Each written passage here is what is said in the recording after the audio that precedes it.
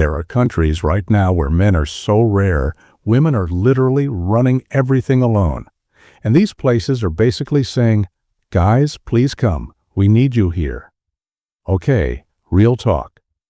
There are countries on this planet where men are so rare, women are out here doing absolutely everything alone. Farming, building, running businesses, raising kids, managing entire communities. They are struggling because the balance is completely off. And today, we are going to tell you exactly why that balance broke, because it comes down to two major reasons happening in every single country on this list. Number one, men are dying younger than women at alarming rates. Number two, men are leaving these countries to find work somewhere else and simply not coming back. Those two things together have created a man shortage so serious, these countries are basically sending out an open invitation. Come here. We need you. Today, we are breaking down the top 5 countries that genuinely need more men to come. Real reasons, simple language, no boring lectures. And number 1, honestly, nobody is talking about this enough. Let's get into it. Super quick before we start. Every country tracks how many men exist compared to women. Globally, it is pretty close to even. But these 5 countries, way off. Way more women than men. In every country we cover today, you are going to see the same 2 patterns. Men dying earlier than women, and men migrating out and never returning. These 2 forces together are quietly emptying countries of men. Let's go country by country and see exactly how it plays out. Number 5, Portugal. Beautiful, sunny, affordable Portugal. Probably not the country you expected on this list. But here we are. Back in the 1960s and 70s, Portugal was fighting colonial wars in Africa. Angola, Mozambique, Guinea-Bissau, all at the same time. Young men were drafted, sent overseas, and thousands never came home. That is the first hit, men dying due to war. At the same time, economic hardship pushed Portuguese men to emigrate to France, Germany, and Switzerland for better-paying jobs. The plan was simple: go earn, send money home, come back someday. Except, many never came back. Generation after generation, men migrated out. Women stayed. Children were raised by mothers and grandmothers. This became so embedded in Portuguese culture, there is literally a word for waiting for someone who may never return. That word is saudade. Today, Portugal's countryside is full of villages with basically no young men. Communities slowly going quiet. But here is the upside. Portugal is one of the most affordable countries in Western Europe. Great weather, friendly people, remote work visas available. It is a country with open arms and a very real need for men to show up and stay. Number 4, Ukraine. Ukraine hits different because this crisis is happening live right now. Reason 1, men dying in large numbers. Since the war escalated in 2022, men between 18 and 60 were required to stay and fight. Hundreds of thousands have been killed or wounded on the front lines. Reason 2, mass migration. Over 6 million Ukrainians fled abroad as refugees. The civilian male presence inside Ukraine collapsed. What was left? Mostly women, running absolutely everything. And here is what is remarkable. Ukrainian women did not fall apart. They took over factories, managed supply chains, kept businesses alive, and held entire communities together. But when this war ends, and it will end, Ukraine is going to need men urgently to rebuild cities, to restart businesses, to fill skilled job shortages across every industry. Post-war Ukraine is one of the most meaningful rebuilding opportunities of our generation. And the men who show up, they will matter enormously. Number 3, Latvia. Latvia has one of the most dramatic peacetime gender gaps in the entire developed world, about 85 men for every 100 women.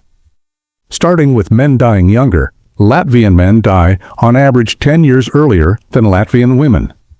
10 years. Why? Alcohol consumption is extremely high, heart disease rates are alarming. And there is a strong cultural belief that real men do not go to the doctor, do not ask for help, and just tough it out. That attitude is literally killing them.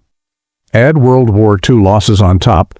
Latvia lost nearly a third of its entire population, with young men taking the heaviest casualties. Then the second reason, migration.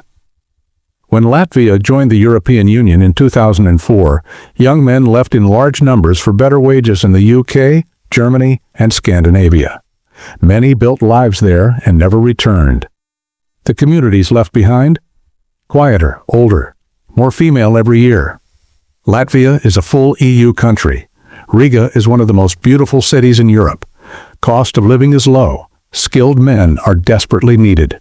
Latvia is that place. Number 2, Russia. Russia is complicated politically, we all know that. But on demographics alone, the numbers are impossible to ignore. Russia has about 10 million more women than men. 10 million. That is more than the entire population of New York City, just sitting as a gap where men used to be. World War II wiped out approximately 27 million Soviet lives, with young men as the primary casualties. Entire birth years were erased. Russia never fully recovered. Then, when the Soviet Union collapsed in the 1990s, Russian men turned to alcohol in devastating numbers. Male life expectancy dropped below 60 in some years. Men were dying from illness, heart disease, and sheer despair at shocking rates. Now the second reason, migration.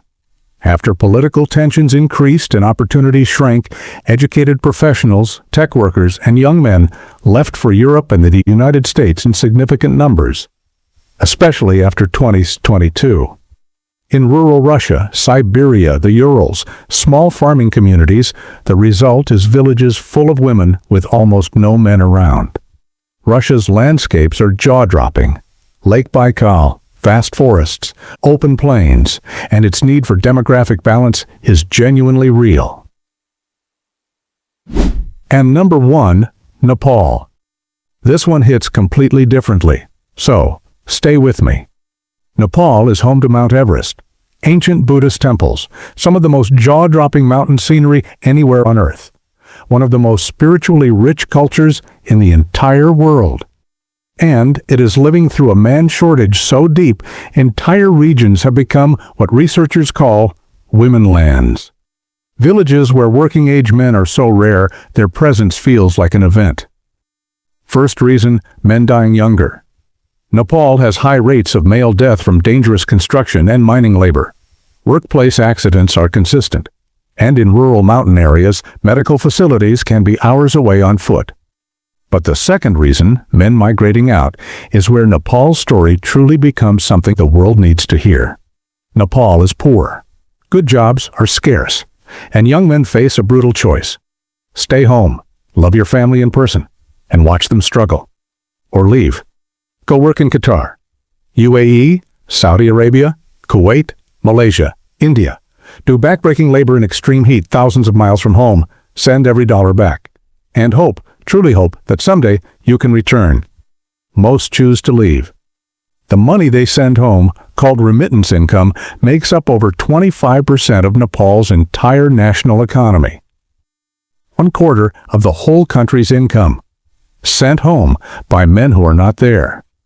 The country's economy literally depends on men being somewhere else. Back in the villages, women carry everything alone. They farm, they build, they raise children who barely know their father's face. They grieve quietly when bad news arrives because there is nobody beside them to hold. Some of these women have not seen their husbands in 5, 6, 7 years. Some children have grown up calling their dad on a phone, never in person. Between 2008 and 2022, over 7,000 Nepali workers died abroad in Gulf countries alone. That averages out to 2 men dying every single day.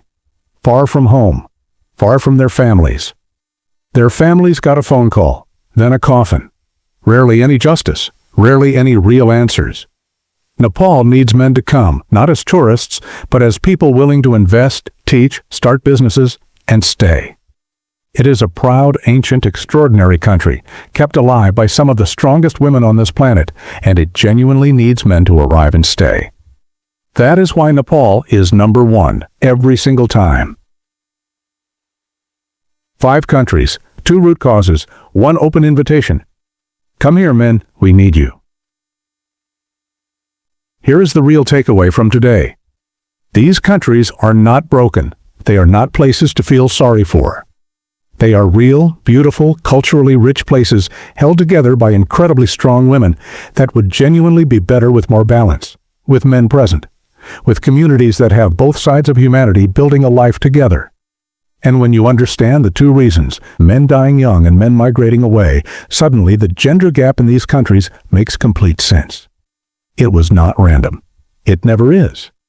If this video gave you something to think about, smash that like button right now. It genuinely helps this channel grow. Subscribe if you are new.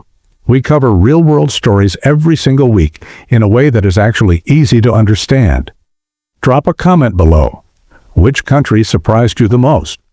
Or which one would you actually consider visiting or moving to? I read every comment, every single one.